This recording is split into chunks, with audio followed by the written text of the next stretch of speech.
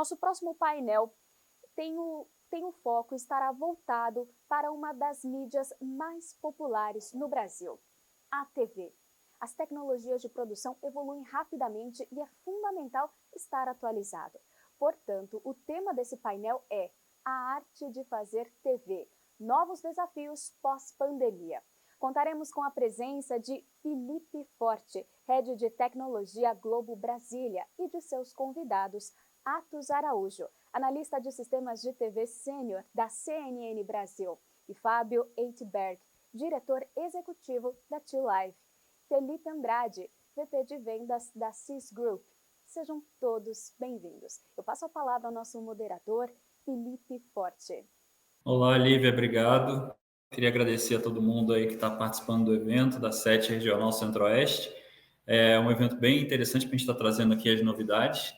Como você já falou, eu vou estar aqui nesse painel também com o Atos, da CNN, também falando um pouco de produção de conteúdo, o Felipe Andrade, da CIS Group, falando um pouco também sobre como eles estão vendo o mercado, e o Fábio também, que é um parceiro aí, acho que de todo mundo, que na pandemia foi muito, muito importante aí, todas essas soluções de streaming e de web services que a gente começou a estar utilizando. Então, queria dar aqui já boas-vindas a todo mundo. A gente está com o Atos e o Felipe Andrade aí na tela. Então, aproveitar para se fazer uma audiodescrição, né, para quem tem aí problema visual que esteja acompanhando a gente.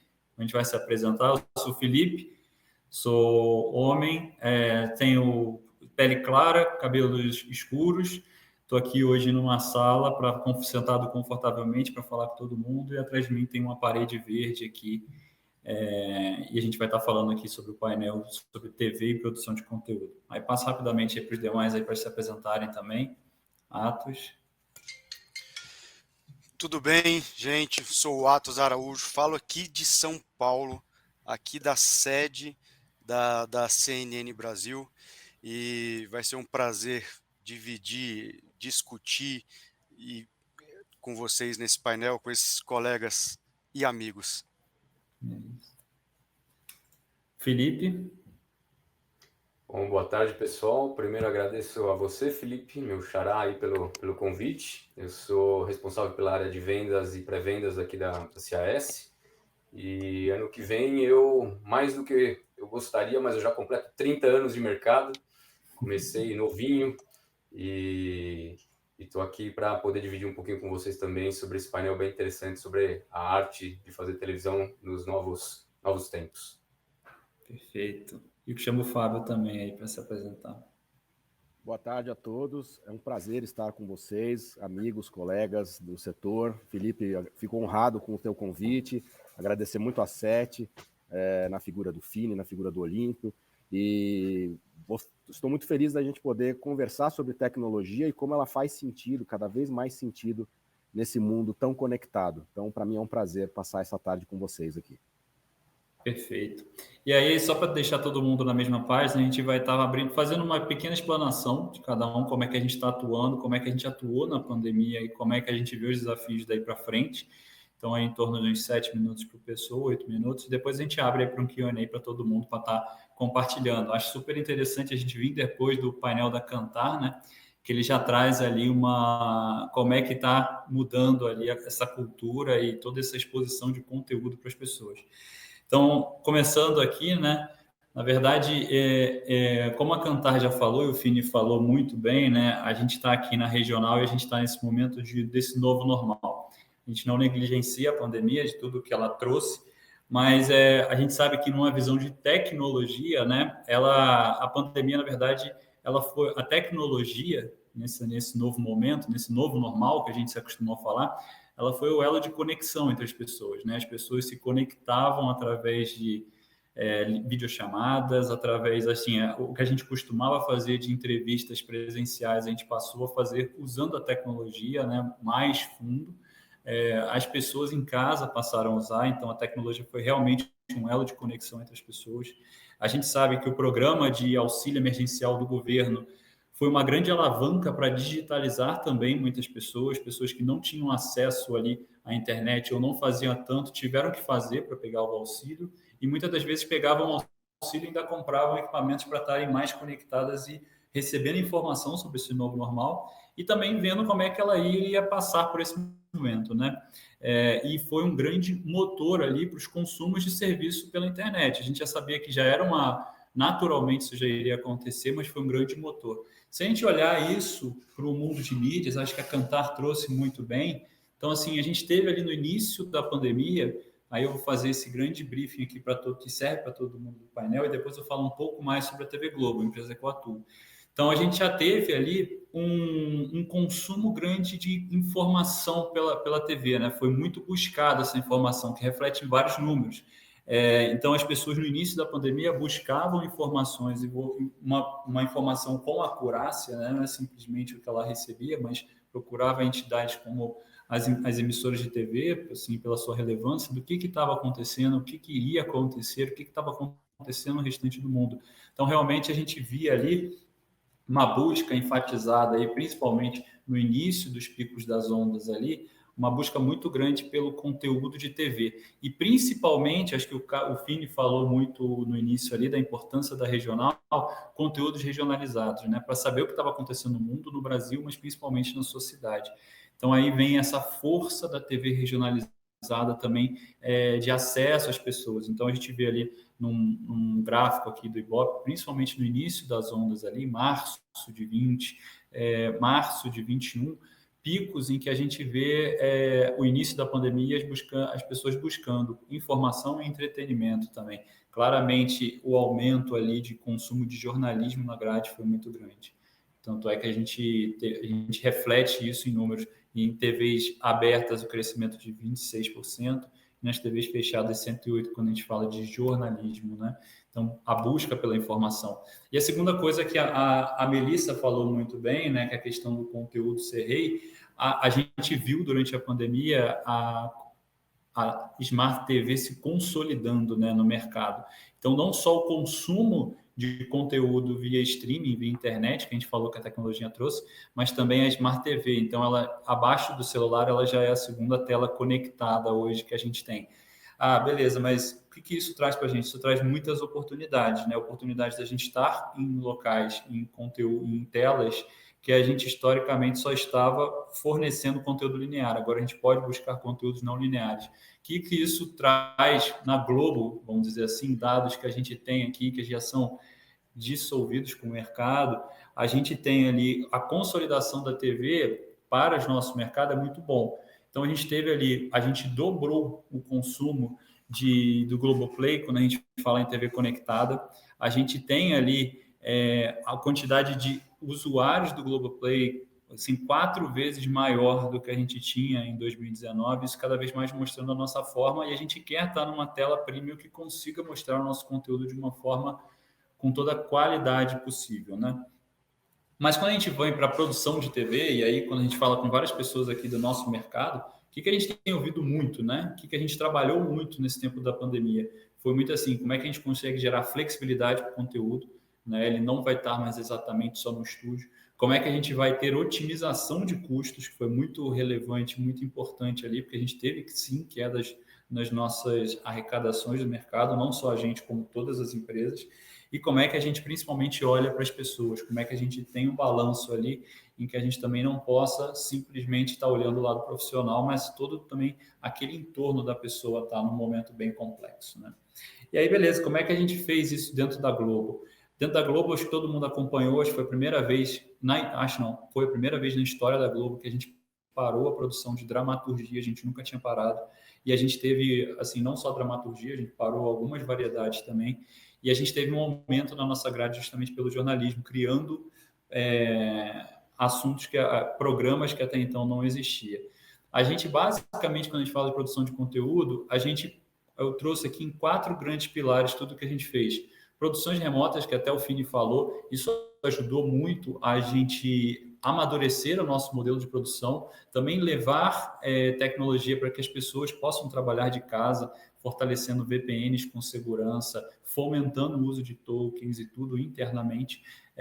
A parte toda de produção na nuvem, que eu vou trazer para vocês aqui alguns casos que a gente fez. A gente teve assim uma cultura de experimentação muito grande e muito aceita pelo conteúdo conteúdo, até pelo momento, assim, né? Como é que a gente vai proteger as nossas pessoas? Como é que a gente vai criar conteúdos protegendo as pessoas? Então, a gente criou muita experimentação, muita ferramenta legal, que a gente sim tem que manter essas ferramentas e manter também essa cultura aí por muito mais tempo. E o equilíbrio entre pessoal e de trabalho. Então, a gente está falando ali, quando a gente traz produção remota aí aqui para o ambiente Brasília, né, que é o Centro-Oeste, a gente criou aqui programas que até então era ser impossível a gente criar, por exemplo, conexão. A gente faz ele totalmente remoto, com controle estando no JB, somente o estúdio estando aqui. Isso a gente diminuiu a equipe de controle, a gente diminuiu equipes que precisavam vir aqui nesse momento, e também a questão do custo foi muito influenciada. A gente aí, com a ajuda aí do Fábio, aí, da empresa do Fábio, a gente está fazendo muitas produções totalmente remotas, simplesmente os câmeras no estúdio. Antigamente a gente precisava levar o MJs, lá a gente diminuiu em torno de 30% das pessoas que vão nos estádios. Falando dos eventos aqui que nós temos em Brasília, né? Taça das Favelas, campeonato de futsal, vôlei. Então, a gente tem mudado muito essa nossa forma de produzir conteúdo de uma forma mais leve, otimizando e trazendo flexibilidade.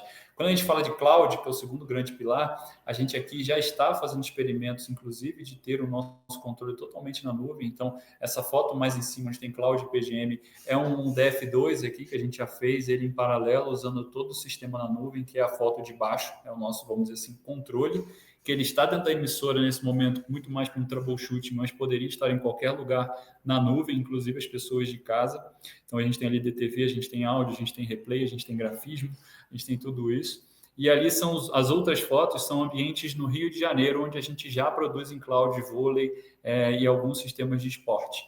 E a gente vê que é um ambiente muito mais limpo, muito mais leve e com equipamentos muito mais simples do que um controle tradicional, né? Quando a gente fala de experimentação, aí eu acho que a gente conseguiu muita coisa legal. Então, por exemplo, a gente cresceu muito as nossas entrevistas por videochamadas por uma necessidade. Então, aumentamos nossas ferramentas, nossas seguranças, os nossos processos operacionais, em que o próprio cinegrafista hoje ele grava a videochamada e ele ingesta aquele arquivo da videochamada direto no nosso sistema de produção para estar finalizando a matéria e estar mandando para o controle. A gente cresceu muito no modelo de uso de mojos, então os nossos Carlinks hoje já são muito em função desses equipamentos muito mais leves e que a gente consegue ter até um parque maior para atender mais o conteúdo.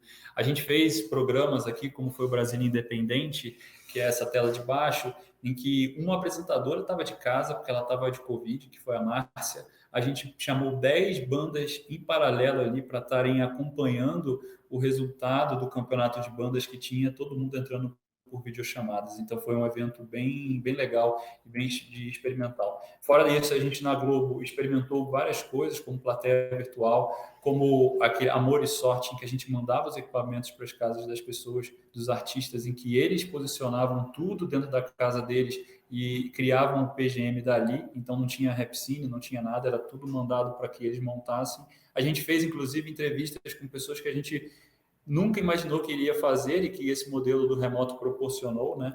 Foi o caso do Bial. E a gente sim teve um olhar ali muito interessante para as pessoas que tiveram que se afastar ali. Então, seja no momento de produção, né? Como a gente vê aí as campanhas de final de ano usando muito do virtual e tudo, seja as pessoas trabalhando de casa, então como são as fotos de cima, né? As pessoas, elas não deixaram de trabalhar, o jornalismo foi muito forte nesse momento todo. E aí a gente tem até uma foto mais engraçada do Valdo, né? Se preparando para entrar na Globo News de casa, a gente tomando todo o cuidado com iluminação, com comunicação e tudo, e a gente chegou a ter, por exemplo, coisas que a gente nunca imaginou. Editor de ilha de edição que faz hard news editando de casa, a gente chegou a 35% deles editando de casa e que a gente mantém. Quais são os desafios que a gente vê, assim, que a gente traz aqui para refletir no nosso grupo? O que a gente precisa continuar? A gente evoluiu muito em tecnologia, só que eu acho que a gente precisa sim continuar com essa cultura de experimentação, continuar trazendo e que o conteúdo continue aberto e disposto ali a comprar com a gente alguns riscos, como antigamente não era tão aceito. Acho que o momento trouxe essa visão de risco bem interessante. A gente agora conseguir ler o mundo híbrido, né? O que eu consigo aproveitar de um mundo que era mais virtual, do mundo que agora a gente já volta para os estúdios, como é que a gente balanceia essas nossas ferramentas, Tudo bem que não vai ser somente como era e também não precisamos voltar como éramos somente tudo no presencial. A gente consegue usufruir bastante disso. E a gente tem também ali a questão do custos elásticos, né? A gente aprendeu muito a questão de como ser mais efetivos em custos, em uso de nuvens e tudo, e a gente precisa ainda amadurecer cada vez mais. Acho que são 3 temas aí que eu trago, são desafios para a gente discutir no painel. Mas aí agora eu queria chamar aí o Felipe Andrade para estar continuando aí esse painel com a gente, trazendo também a visão da CIS aí desse momento que a gente está. Legal. Obrigado, Felipe, pela introdução. Queria pegar até um pouquinho um gancho na tua apresentação para a gente poder falar aqui. Se a gente puder compartilhar a minha tela, uma apresentaçãozinha para a gente fazer. E aí eu queria focar, na verdade, aqui num tema que você falou bastante bem, que é a questão de um desafio que a gente teve, né, como produção remota nesse período de pandemia, que foi o seguinte: a gente já vinha fazendo alguns experimentos, né, de produção remota com o mercado, mas quando a pandemia chegou, a gente teve que, na verdade, do dia para a noite, acelerar essa adoção com os nossos clientes, né, de maneira tanto live quanto baseada em arquivos, né? Então, a gente tinha algumas soluções sendo testadas para produção ao vivo e para ambientes onde a edição era feita de maneira remota, tanto com materiais on-prem na nuvem, mas o editor de maneira remota, e a gente teve que acelerar essa adoção assim, de maneira muito rápida, vendo o que tinha de tecnologia disponível para a maioria dos nossos clientes. Agora, antes de mostrar alguns exemplos do que a gente tem hoje de produção remota no mercado brasileiro e de soluções que a CAS tem, eu queria só passar um videozinho rápido para vocês, que é mais uma reflexão sobre o que a tecnologia hoje, né, impacta nas nossas vidas, não só no nosso mercado de mídia e entretenimento, mas também no mercado de maneira geral, né? Hoje a gente, às vezes, não se dá conta, mas a gente está ligado à tecnologia quase que 100% do nosso dia. Então, eu queria passar um pouquinho esse vídeo para a gente só depois continuar a apresentação.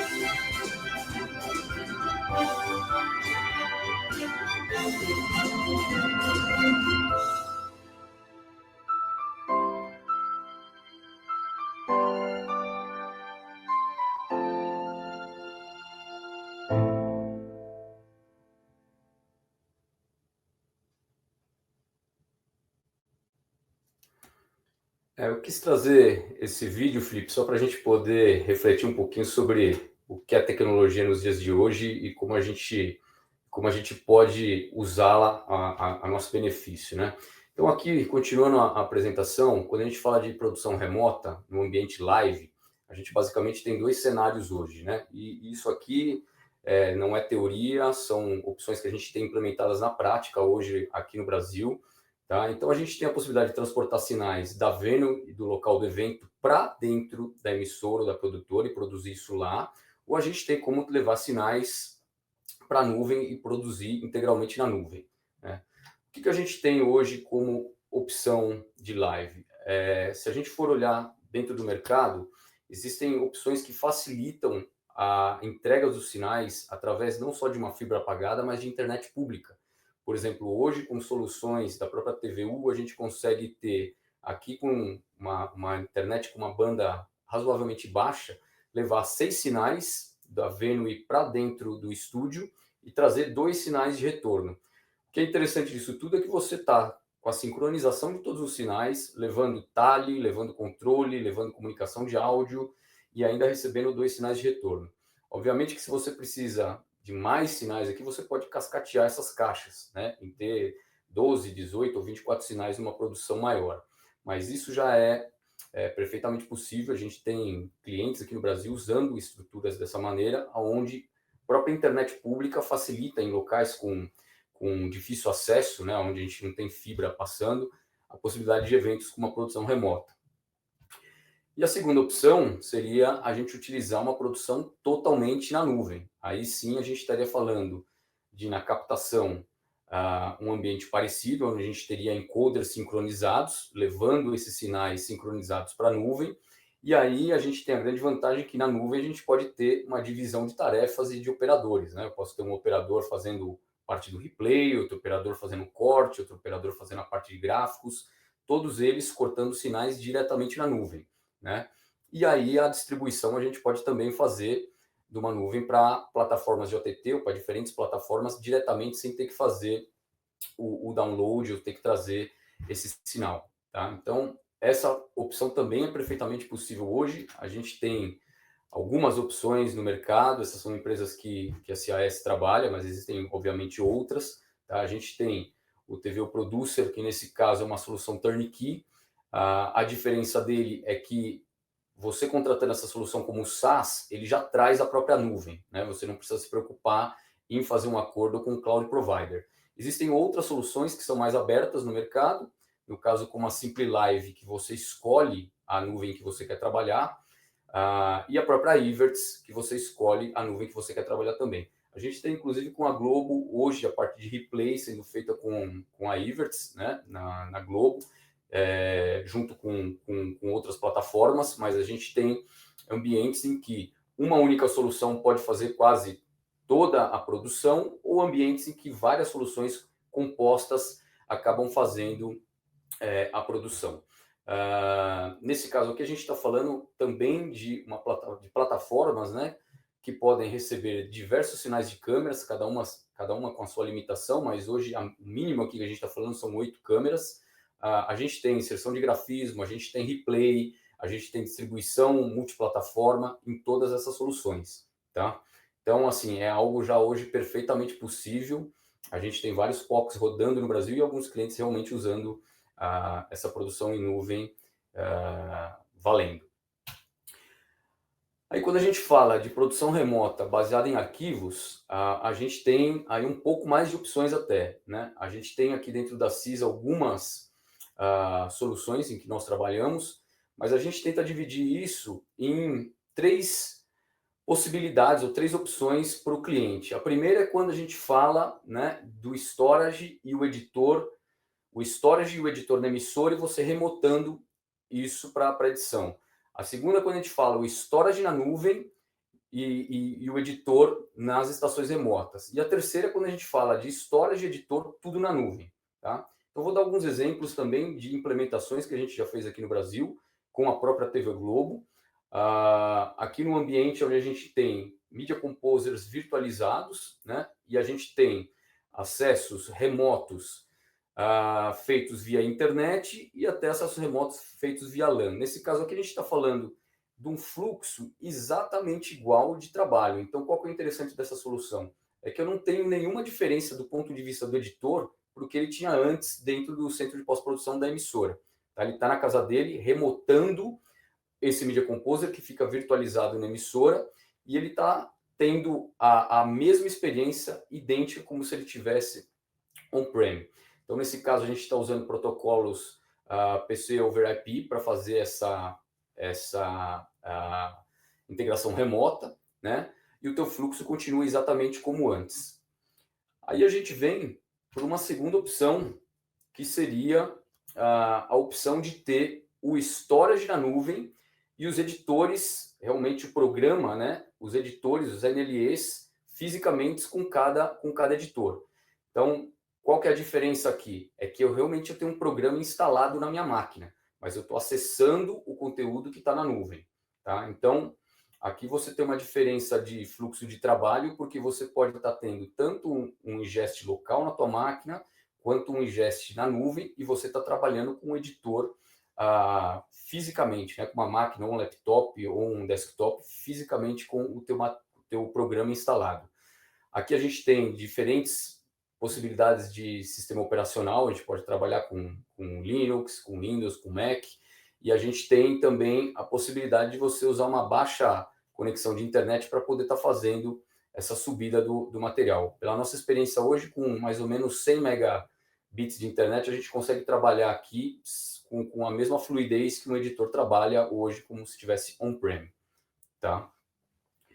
E uma terceira opção que a gente tem hoje dentro aqui da CIS é você trabalhar tudo na nuvem na produção de arquivos. Então, nesse caso aqui, a gente está usando um exemplo da EditShare, onde a gente tem os editores, né, fisicamente, no caso um Adobe, virtualizado na nuvem, juntamente com o storage virtualizado na nuvem. Então, aqui o teu acesso fica remoto através de uma ferramenta chamada Teradit, tá? E você remota esse acesso aonde você não tem nada instalado fisicamente na tua máquina. Você está simplesmente remotando esse acesso e fazendo a tua edição. Tá? Então, assim, basicamente, esses são os 3 cenários que a gente tem quando a gente fala de produção remota de arquivos. Tá? A gente tem com o editor instalado on-prem e remotar essa aplicação para a unidade remota. A gente tem o storage na nuvem e o editor local, e a gente tem tanto o editor quanto o storage, todos eles virtualizados na nuvem. Tá? Então, todos esses exemplos que eu mencionei aqui para vocês já são exemplos de soluções que funcionam hoje aqui no Brasil. A gente teve, como eu comentei no início, que tornar isso uma realidade para praticamente todo o parque instalado que a gente tinha aqui no Brasil. Dentro aí de um mês, a gente teve que virar essa chave e permitir esse acesso. Afinal de contas, toda a parte de jornalismo e produção era feita on-prem, e principalmente a parte de jornalismo a gente teve que permitir esse acesso de maneira remota. E o que é mais legal de tudo isso é que dificilmente isso vai voltar a ser como era antes, né? A possibilidade ou a maneira como está instalado hoje a produção remota, principalmente de arquivos, ela não volta a ser totalmente on-prem. Isso veio para ficar, é uma realidade que a gente vê que traz grandes benefícios, e a gente vê até muita tropicalização da nossa solução aqui no Brasil versus o que a gente vê lá fora. Então isso é bastante bacana, e eu acho que é uma tendência desse novo normal que veio para ficar. Não, legal. Obrigado, Felipe. Eu acho que a gente evoluiu bastante nesse quesito, principalmente de edição remotas e tudo. E a gente vai bater um papo sobre isso também no final. Aí chama o Atos aí também, acho que representando a CNN, né, que teve um grande desafio aí, quando começou a operar, já pegou um novo normal aí logo de cara no início dela, para também dividir com a gente as boas práticas e o que evoluiu lá. Obrigado aí, Atos. É verdade, Felipe, eu que agradeço. Bom, gente, sou o Atos, né? Eu falo aqui de São Paulo, da sede da CNN, e vai ser um prazer compartilhar com vocês um pouco dessa nossa história, do que a gente viveu aqui. A CNN, ela nasceu em 15 de março de 2020, né? Então, a gente tem 2 anos e pouco aí de vida. Temos um escritório, um estúdio em Brasília, temos um estúdio também no Rio de Janeiro, e a parte de produção aqui em São Paulo, né? Toda essa produção a gente faz ela remota. E o engraçado é que assim, a gente não teve um tempo pré-pandemia, né? Não existe uma CNN Brasil pré-pandemia, porque assim que a gente inaugurou, 2 dias depois, acho, foi decretado pandemia e quarentena. Então, enquanto todo mundo tinha que ficar em casa, a gente tinha que trabalhar para mandar os repórteres para as ruas, né? E eu dividi essa conversa aqui com vocês em 3 partes, né? Em 3 R's. O primeiro é de ressignificar, o segundo é de relacionar e o terceiro é sobre resiliência. E nesse terceiro eu até divido uma história pessoal com vocês para contextualizar melhor, né? O que foi ressignificado? Entrevistas, por exemplo. Antigamente, se a gente fosse fazer uma entrevista com o secretário de saúde de Manaus, a gente precisaria deslocar esse cara para algum estúdio nosso ou enviar uma equipe para lá, né? Então, a gente fazia uma entrevista por dia, por exemplo. Hoje a gente faz 10 entrevistas através de videoconferência, né? E essa videoconferência, a gente já tem uma estrutura hoje aqui na CNN, totalmente em broadcast, né? A gente é capaz de receber uma entrevista e direto essa entrevista já entrar no nosso sistema de broadcast, sem passar por nenhum tipo de encoder ou de mídia ou de ingest, enfim, ele já cai direto entrevistado na nossa plataforma de broadcast. Então, a gente ganhou muita agilidade com isso, né? E essa foi uma das coisas que a gente teve que ressignificar. E sobre o outro R, né, sobre o relacionar, a gente teve que aprender a conviver juntos, porém distantes, né? E aqui eu vejo dois pilares aqui interessantes, principalmente na engenharia aqui da CNN, né, que é sobre a escuta, né, e sobre o 2, criar laços pessoais, né? São pilares que eu acho que são os mais importantes quando se trata de liderança.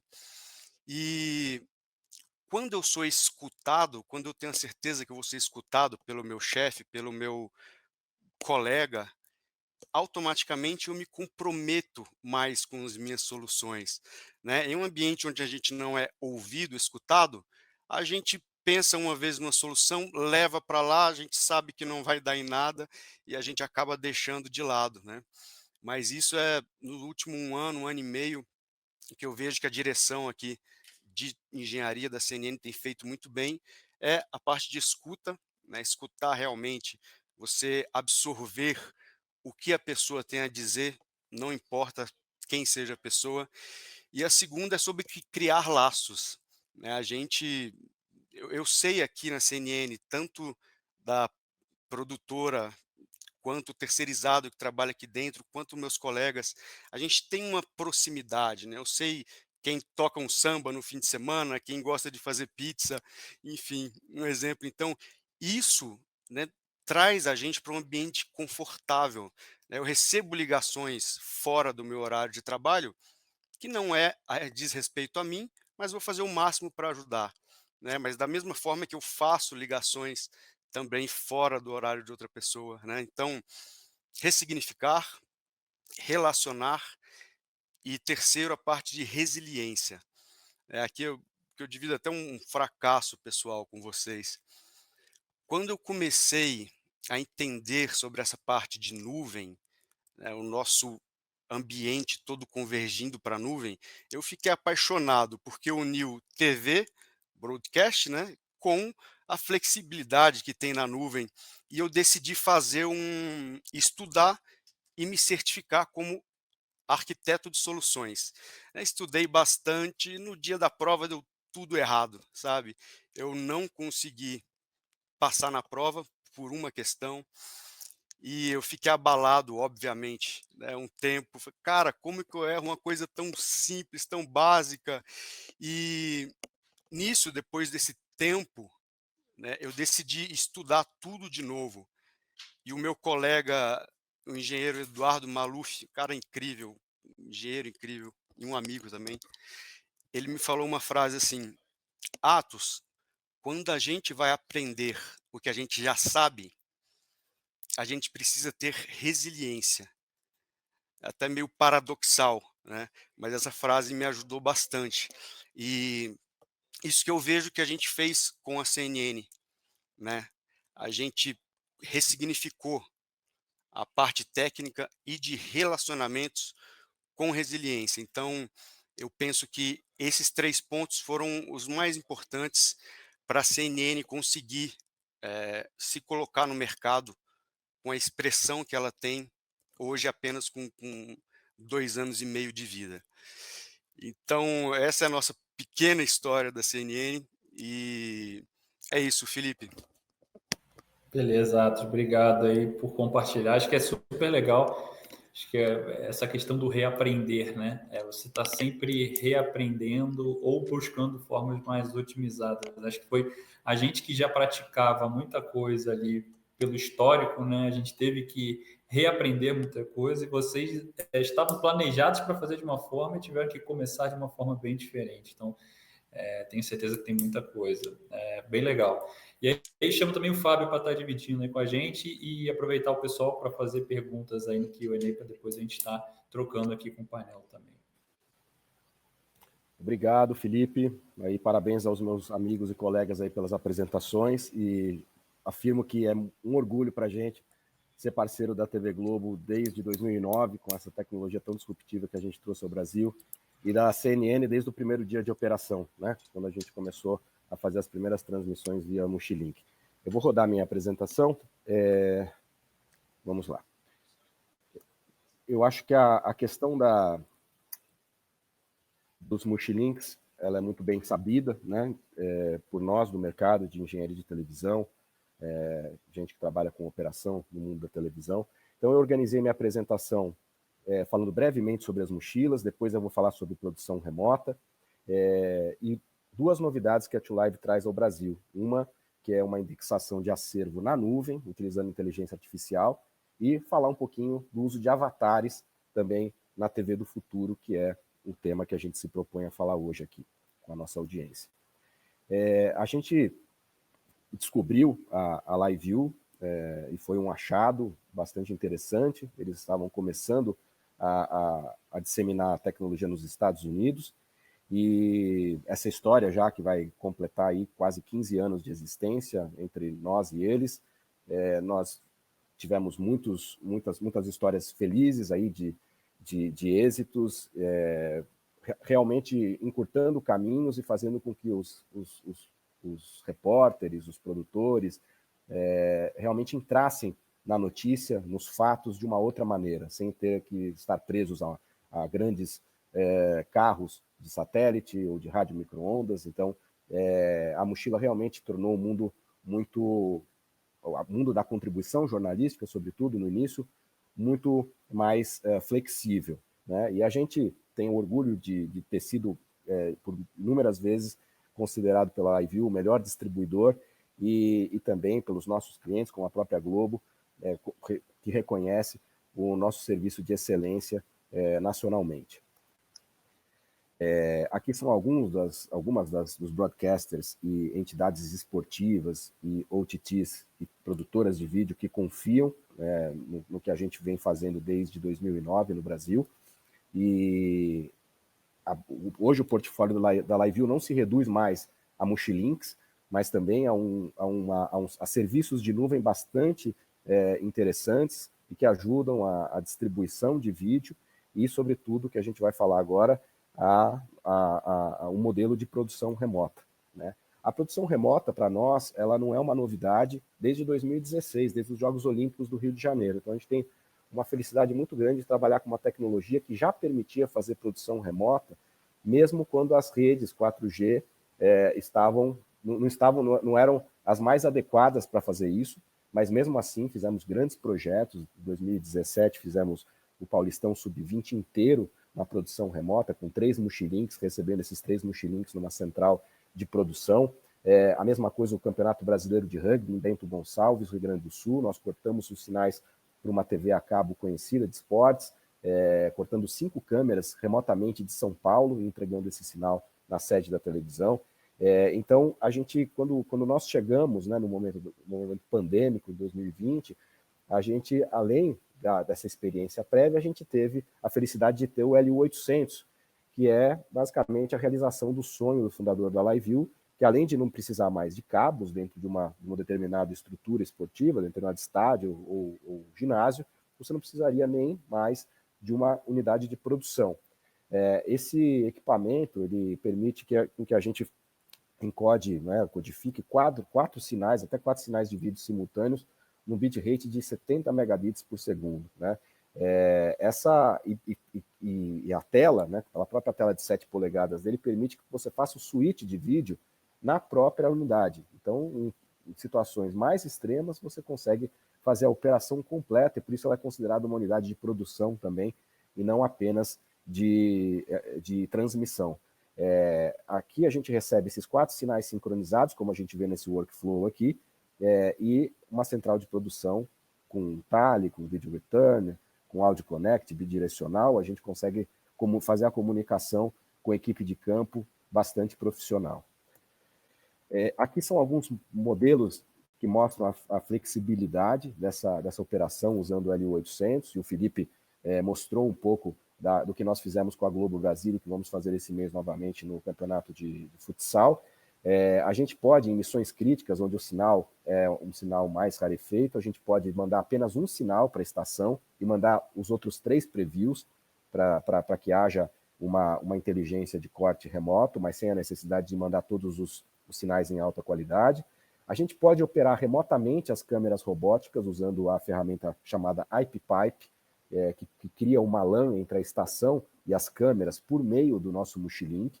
Isso é muito interessante para estúdios, por exemplo, de telejornal, que tem sucursais em outras cidades, mas que gostariam de operar as câmeras de sua cabeça de rede. Isso é possível hoje usando o LU800 e o IP Pipe. E a gente tem também o controle de CCU, também utilizando o LU800 e fazendo esse controle de vídeo direto da estação de TV. Aqui é um exemplo do que a gente tem trabalhado com algumas federações esportivas de videoarbitragem. Então, o VAR hoje é uma solução cara, o VAR tradicional, e o que a gente propõe hoje entre uma parceria da LiveView com a PlaySite, que também é uma empresa de Israel, assim como a LiveView, é uma solução completamente em nuvem e que, em última instância, o árbitro pode verificar os lances, as recuperações, num próprio iPad, num próprio tablet, na beira do campo. Então, para campeonatos com baixo orçamento, essa é uma solução que nós estamos testando e já autorizamos a solução na FIFA. Então, fizemos um trabalho em conjunto entre nós, CBF e FIFA, com apoio da PlaySite na Europa, e essa solução já é autorizada para uso, uma solução de baixo custo autorizada para as federações esportivas no Brasil, não só para futebol. Aqui tem a experiência do que o Felipe já havia comentado, que é a Copa Copa Sesc de futsal em Brasília, mas eu já comentei. Então eu vou passar para essa próxima tecnologia, indo para o final da minha apresentação, que são 2 tecnologias que a gente tem apostado muito, porque elas são muito complementares ao mundo da produção e da transmissão, né?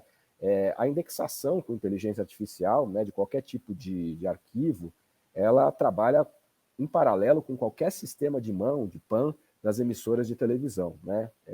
Então, a Newsbridge, que é uma companhia francesa parceira da Two Live desde de 2020, ela permite com que você ingeste qualquer tipo de conteúdo dentro de sua plataforma, 100% cloud, e que você consiga, por meio de filtros de inteligência artificial, identificar pessoas, identificar objetos e também fazer speech to text, inclusive em conteúdos ao vivo. Então, a transcrição e a tradução imediata para qualquer língua, né? São praticamente 25 idiomas hoje que a Newsbridge trabalha, e com nível de acurácia de 98% do speech to text. E é claro, é uma tecnologia que você vai ensinando, vai abastecendo com as suas personalidades locais, e você consegue, com o passar do tempo, ter não só para um uso como um telejornal diário, para que essa produção fique cada vez mais ágil e mais inteligente, encontrando as principais imagens mais relevantes para um determinado tipo de assunto, mas também para a indexação do seu acervo como um todo, e você poder fazer uso desse acervo, inclusive, para monetizá-lo, né? Então, é interessante, por exemplo, que uma emissora de televisão pode identificar atores numa reprise de novela, por exemplo, e pagar os direitos correlatos a esses atores, utilizando as ferramentas de identificação da NewsBridge, né?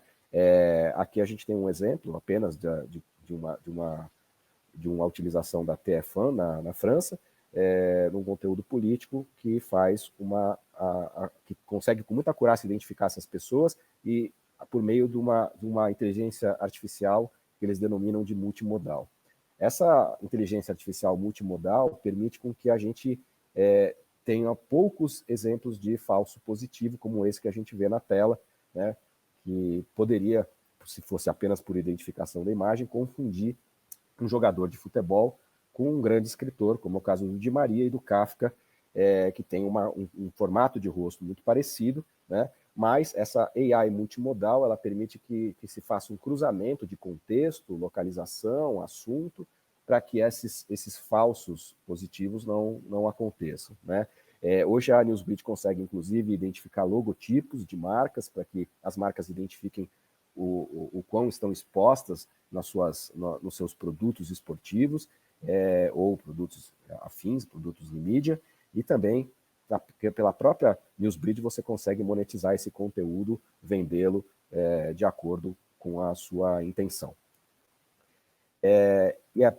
Como eu disse, é muito simples e trabalha em paralelo com qualquer tipo de sistema MAN. Basta você ingestar esse conteúdo, né, o quanto você quiser, você não precisa ingestar o seu acervo inteiro, e a partir de então você consegue gerar esses metadados e essa inteligência, fazer esse caminho, essa via bidirecional com os sistemas já em operação nas estações de televisão.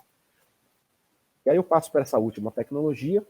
A gente está falando de avatares, é uma novidade que nós conhecemos na última NAB, em Las Vegas, em abril passado, e nós firmamos um acordo com a DeepBrain, uma empresa coreana. Muito interessante o sistema, porque eles conseguiram fazer o primeiro humano de inteligência artificial, basicamente criando avatares com uma facilidade imensa. Então basta um dia de gravação em estúdio com uma determinada pessoa para que ela seja passível de ter um avatar em alta qualidade, com uma performance incrível, né? Aqui a ferramenta da DeepBrain, esse é o dashboard deles, mostra que se você mudar aqui o seu script, né, se você digitar o texto que você quiser aqui embaixo, o seu avatar vai estar apto para ler esse texto, né? Isso em vários idiomas. Agora estamos já bem avançados nos idiomas aqui latinos, espanhol e português, sobretudo, e a gente está bastante estimulado a apresentar essa solução aos nossos parceiros que já usam nossas soluções de produção e transmissão por conta da redução de custos, né? Então, você imagina que você pode reduzir até 70% dos seus custos se você tiver um avatar capaz de passar uma determinada mensagem sem ter que passar por todo o tradicional workflow de produção em estúdio ou externa com uma determinada personalidade, né? Aqui são dois exemplos de como esses avatares funcionam, né? Eu vou rodá-los, mas eu vou continuar falando sobre eles. Aqui é o principal telejornal da Coreia, né? Que hoje é um dos clientes da DeepBrain, e a âncora do principal telejornal conversa com o seu próprio avatar, dando uma informação no lançamento dessa tecnologia dentro de um canal broadcast importante na Coreia do Sul, né?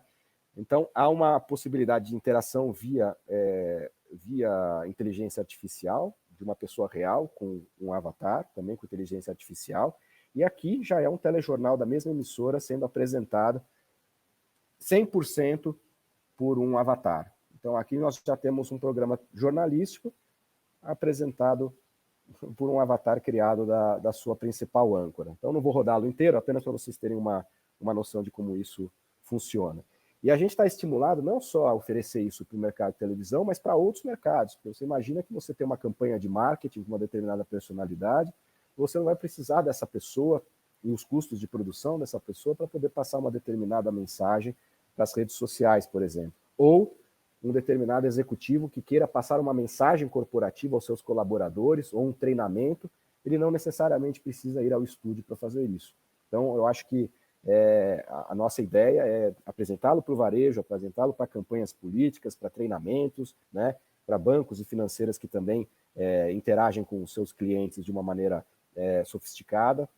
Essa é a nossa ideia. E eu convido vocês a nos visitar na SET Expo desse ano, onde a gente vai estar demonstrando todas essas soluções com demonstrações ao vivo. Fico muito feliz com a oportunidade de dividir isso com vocês e falar de TV do futuro, que é praticamente a TV de hoje.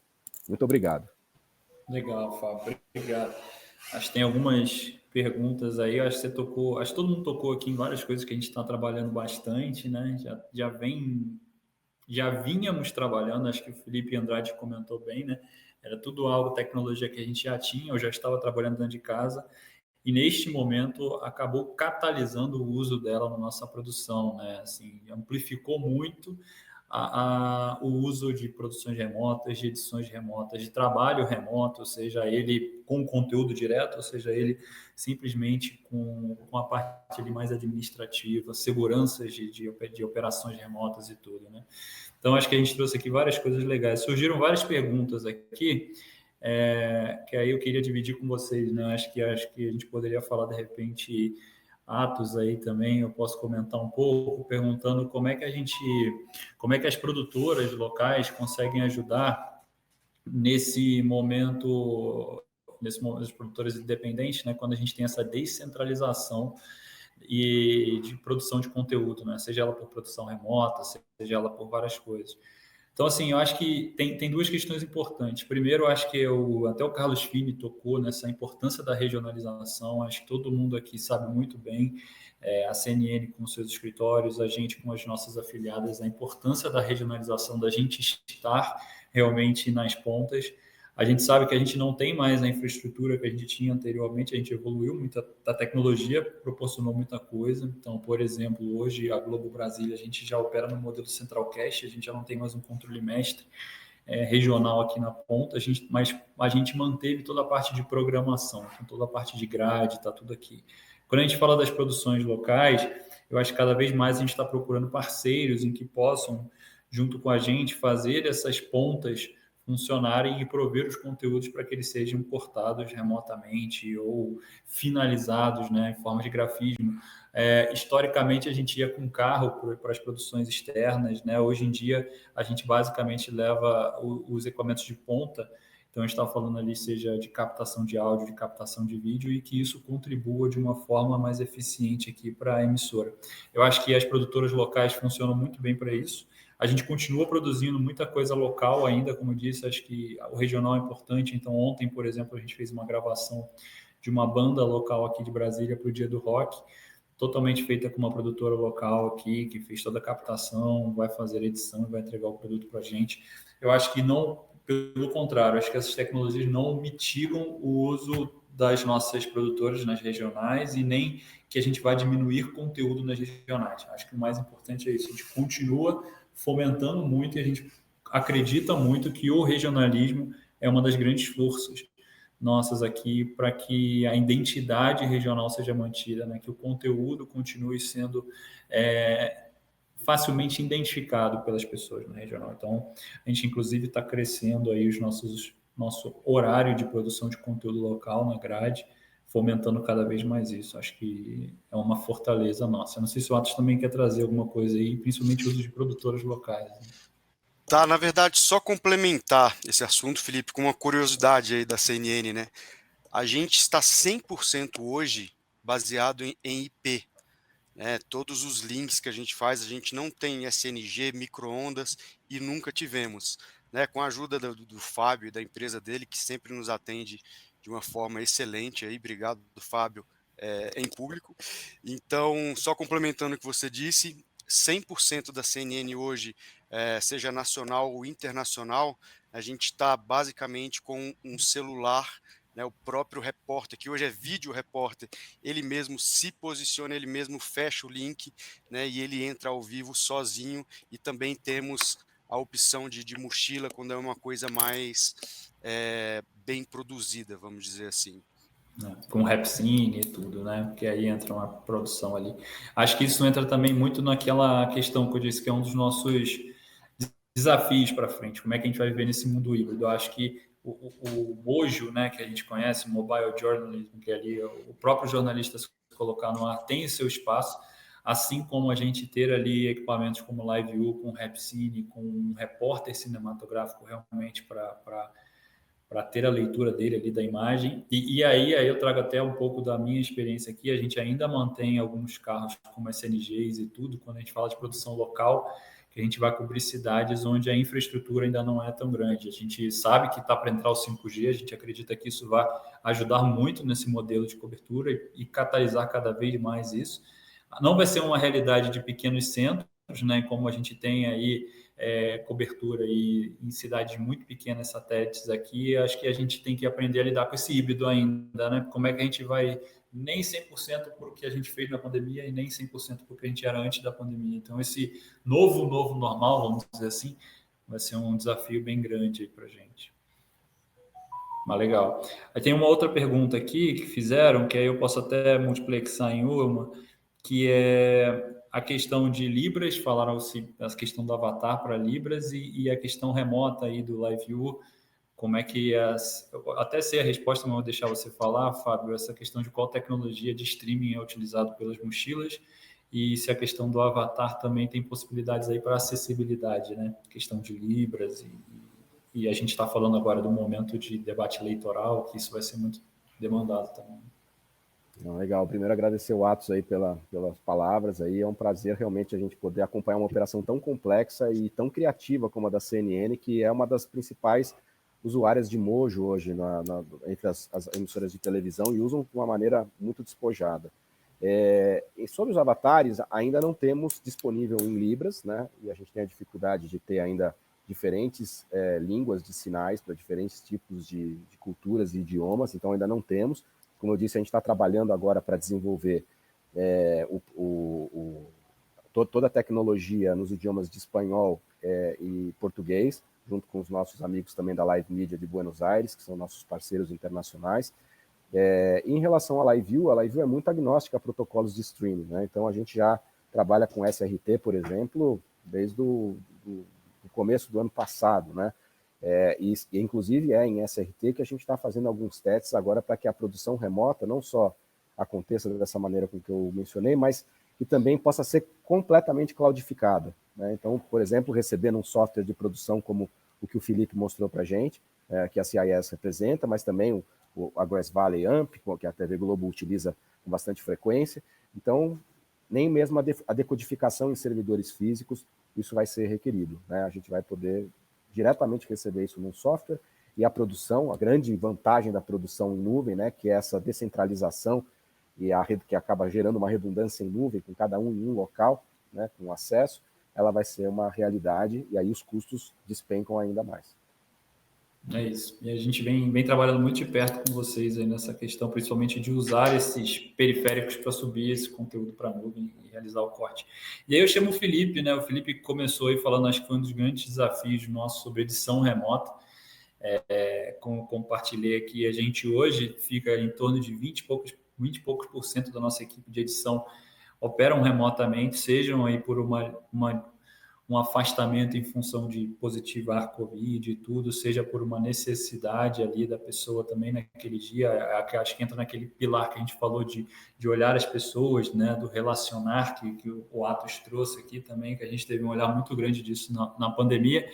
E aí, Felipe, assim, como é que está essa adoção hoje, que era uma coisa antigamente impossível da gente pensar, hard news, fazendo remoto, né?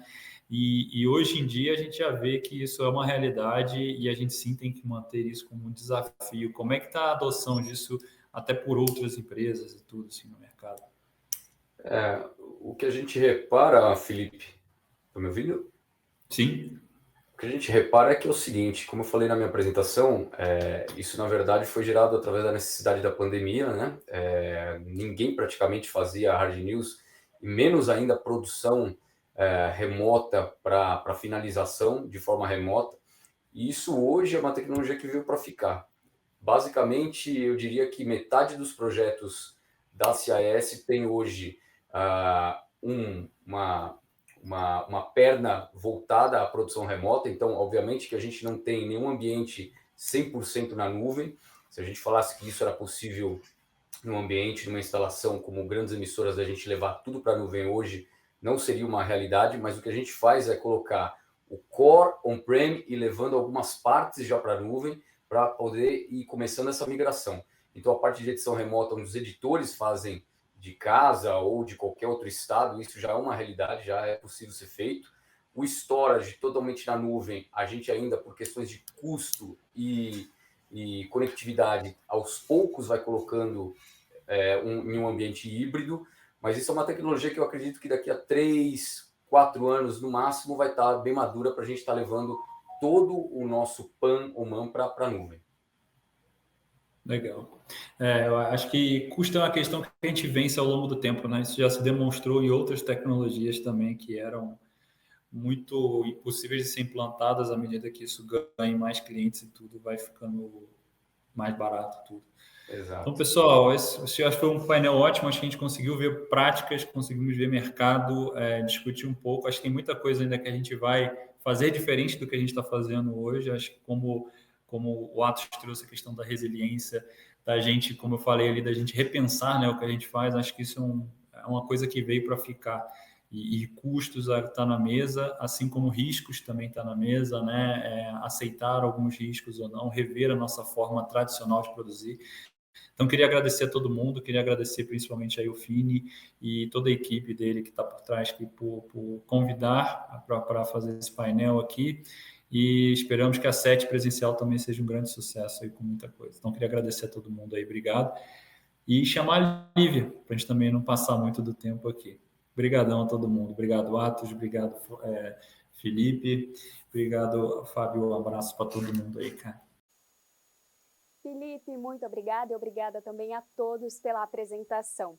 E não se esqueça, se você ou a sua empresa ainda não são associadas, associe-se à SET e garanta os conteúdos premium, vantagens e benefícios, além de interagir com a maior rede de networking do nosso setor. O maior evento de tecnologia, mídia e entretenimento da América Latina está de volta no Expo Center Norte de 22 a 25 de agosto.